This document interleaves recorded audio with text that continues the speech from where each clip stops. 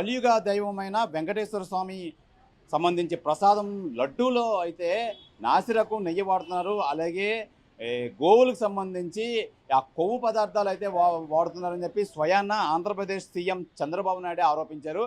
అయితే ఇందు మీద ఎంతవరకు నిజం ఉంది, ఇది హిందూ మనోభావాలు దెబ్బతింటున్నాయా అని చెప్పి మనం విశాఖపట్నంలో ఇప్పుడు ఎరుకుమాంబ టెంపుల్ వద్ద అయితే ఉన్నాం. మనతో పాటు అర్చకులు అయితే ఉన్నారు. అర్చకులను అడిగి తెలుసుకుందాం. స్వామి చెప్పండి, మీరు చూస్తూనే ఉన్నారు, ఇప్పుడు సోషల్ మీడియాలో కానీ మీడియాలో కానీ వస్తుంది, స్వయాన్న మన ఆంధ్రప్రదేశ్ సీఎం చంద్రబాబు నాయుడు గారు చెప్పారు. ఏం చెప్తారు మీరు దీని మీద? సార్, తిరుపతి శ్రీ కలియుగ దైవం శ్రీ శ్రీ వెంకటేశ్వర స్వామి వారి మీద ఇలాగా లడ్డు హిందూ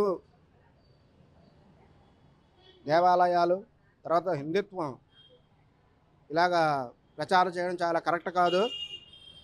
భక్తుల మనోభావాలు దెబ్బతినే విధంగా ఇలాగా జంతు కళేబరాలు